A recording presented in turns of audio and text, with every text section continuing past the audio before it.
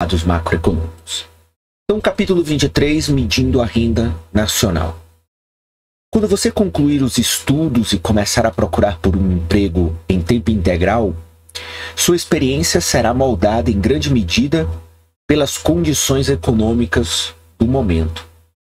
Em alguns períodos, as empresas de toda a economia expandem sua produção de bens e serviços, o nível de emprego aumenta e as pessoas encontram facilmente trabalho. Então, esses seriam períodos de crescimento econômico. Em outros períodos, as empresas reduzem a produção, o nível de emprego está em queda e as pessoas têm dificuldades para encontrar um bom trabalho. Esse aí seria um período, então, de recessão econômica.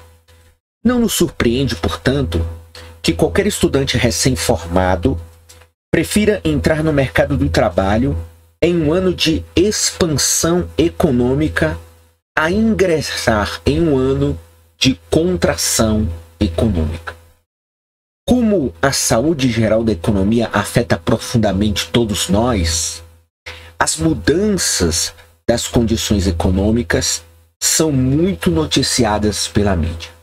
Aqui é fundamental deixar claro que o que a gente vê muito nos noticiários, nos jornais impressos, nas revistas, enfim, inclusive agora em boa parte das redes sociais, em canais que divulgam vídeos, enfim, na imprensa como um todo, são as notícias chamadas notícias macroeconômicas. Então, quando a gente vê lá preço do dólar, crescimento da economia, desemprego, quando a gente vê lá inflação, todos esses temas são temas que fazem parte de uma sub-área na economia chamada macroeconomia. Então veja, os jornais, a internet e a TV apresentam frequentemente alguma nova estatística sobre a economia ou sobre a chamada macroeconomia.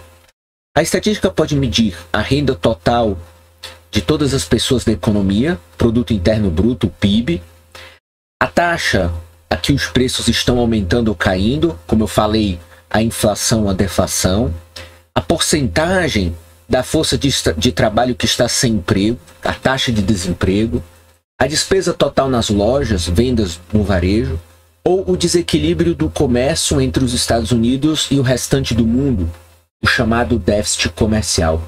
Então veja, todas essas estatísticas que a gente vê na mídia, que a gente vê na internet, que a gente vê na televisão, enfim, nos jornais, todas essas estatísticas são estatísticas chamadas estatísticas macroeconômicas. Em vez de dizerem algo sobre uma família, uma empresa específica, um mercado, esses dados indicam algo sobre toda a economia. Então a macroeconomia é aquela parte da economia que estuda o todo econômico. Ok? Como vimos no capítulo 2, a ciência econômica se divide em dois grandes ramos, né? A microeconomia e a macroeconomia. A microeconomia é o estudo de como as famílias e as empresas individuais tomam decisões e interagem umas com as outras. A macroeconomia é o estudo da economia como um todo. O objetivo da macroeconomia é explicar as mudanças econômicas que afetam muitas famílias, muitas empresas e mercados simultaneamente. Os macroeconomistas abordam diversas questões. Por que a renda média é elevada em alguns países e baixa em outro?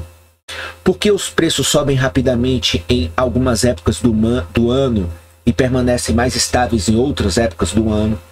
Por que a produção e o emprego aumentam em alguns anos e se contraem em outros anos? O que o governo pode fazer para promover o crescimento acelerado da renda, a baixa inflação e um nível de emprego estável? Então, essas perguntas são todas perguntas de natureza macroeconômica, porque se referem ao funcionamento da economia como um todo. Como a economia nada mais é que um conjunto de muitas famílias e muitas empresas que interagem em muitos mercados, a microeconomia e a macroeconomia estão intimamente associadas. Então, temos o ramo da economia, que é a micro, que se especializa na análise de famílias, do comportamento do consumidor, comportamento produtivo das empresas, em alguns mercados, como os mercados se organizam. A macro tenta enxergar o conjunto desses agentes econômicos e como eles se organizam e quais são os movimentos em nível geral que estão acontecendo na economia. Então veja, as ferramentas básicas de oferta e demanda, por exemplo, são tão cruciais para a análise macroeconômica quanto a microeconômica. Mas estudar a economia levanta alguns desafios novos e intrigantes. Neste capítulo e no próximo, abordaremos alguns dos dados que os economistas e os formuladores de políticas usam para monitorar o desempenho da economia. Então, alguns dados macroeconômicos que são divulgados muito, como a gente viu na TV, na internet, na imprensa, são dados utilizados por economistas, por analistas de mercado, por formuladores de políticas públicas, como estatísticas que determinam a saúde da economia. Então, digamos que são aqueles tópicos fundamentais para você compreender se a saúde, por exemplo, da economia brasileira está bem ou está mal. Okay? Então, esses dados refletem as mudanças econômicas que os macroeconomistas procuram explicar. Este capítulo trata do Produto Interno Bruto, ou simplesmente PIB, que mede a renda total de um país. O PIB é a estatística econômica acompanhada com mais atenção, porque é considerada a melhor medida do bem-estar econômico de uma sociedade.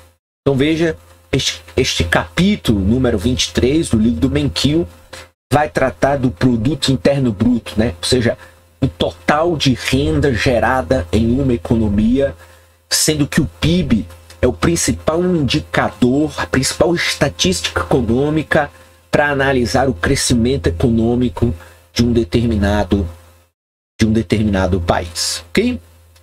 Pois bem, vamos então lá para o nosso primeiro tópico, renda e despesa da economia. Se você fosse julgar a situação econômica de uma pessoa, olharia primeiramente para a sua renda. Uma pessoa com renda elevada tem mais facilidade para pagar pelos bens necessários e supérfluos que existem. Não é de surpreender que pessoas de renda elevada desfrutem de melhor padrão de vida, melhor moradia, melhor atendimento à saúde, carros mais luxuosos, férias mais opulentas e assim por diante. A mesma lógica se aplica à economia de um país. Ao julgar se uma economia vai bem ou mal, é natural examinar a renda total obtida por todos os membros da economia.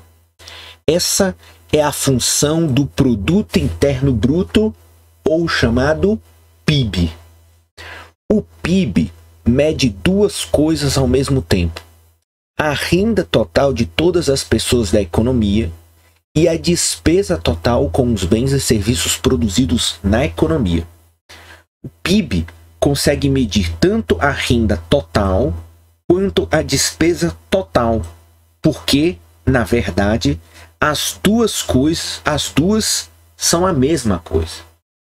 Ok? Então, para a economia como um todo, a renda deve ser igual à despesa. Então, o PIB representa a mensuração da renda e, consequentemente, a mensuração da despesa, porque macroeconomicamente, renda deve ser igual à despesa. Por que isso é verdadeiro? A renda de uma economia é igual à despesa, Porque cada transação envolve duas partes, um comprador e um vendedor. Cada dólar de despesa de algum comprador corresponde a $1 de renda para um vendedor. Suponha, por exemplo, que Karen pague a Doug $100 para que corte seu gramado. Nesse caso, Doug é um vendedor de um serviço e Karen é uma compradora. Doug ganha 100 e Karen gasta 100. Assim, a transação contribui igualmente para a renda da economia e para a despesa do país. O PIB, independentemente de ser medido pela renda ou pela despesa, aumenta em 100. Outra maneira de enxergar a igualdade entre renda e despesa é por meio do diagrama do fluxo circular representado na figura 1. Como vimos no capítulo 2, esse diagrama descreve todas as transações que envolvem as famílias e as empresas de uma economia simples. Podemos simplificar as coisas supondo que todos os bens e serviços são comprados por famílias e que elas gastam toda a sua renda. Nessa economia, as famílias compram bens e serviços das empresas. Essas despesas fluem através dos mercados de bens e serviços. As empresas, por sua vez, usam um dinheiro que recebem pelas vendas para pagar salários aos trabalhadores, aluguéis aos proprietários de terra e lucros aos proprietários das empresas. Essa renda flui através dos mercados de fatores de produção. Nessa economia, o dinheiro flui continuamente das famílias para as empresas e das empresas para as famílias. Então, como a gente já viu no capítulo 2, o fluxo circular de renda revela por que renda vai ser igual a despesa. Então, veja, no fluxo circular da economia, as famílias compram bens e serviços das empresas. Então, nós temos as famílias aqui, né? Ou seja, as famílias compram bens e serviços, né? E aí elas pagam por esses bens e serviços, ok? As empresas, ao receber esse dinheiro, que é receita, lucram e pegam parte do que elas recebem e transformam em pagamentos de salários, lucros, aluguéis nos mercados de fatores de produção, que volta a ser renda das pessoas, das famílias, que são os proprietários dos meios de produção e que são os trabalhadores. Então, o que é aqui? Então, as famílias compram bens e serviços das empresas e as empresas usam a receita que obtêm das vendas para pagar salários aos trabalhadores, aluguel dos proprietários de terra e lucros aos proprietários das empresas.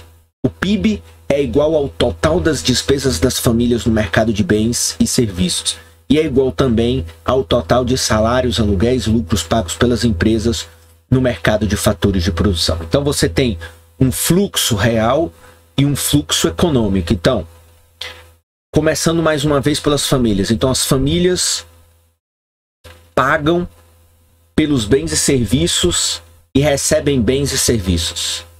O dinheiro do mercado de bens e serviços vira receita para as empresas que, consequentemente, vendem os seus bens e serviços no mercado de bens e serviços. Mas para as empresas produzirem, elas precisam contratar fatores de produção, trabalhadores, terra. Elas têm que pagar remuneração aos proprietários. Então, ela vai pagar salários, aluguéis e lucros e vai receber fatores de produção para realizar a sua produção.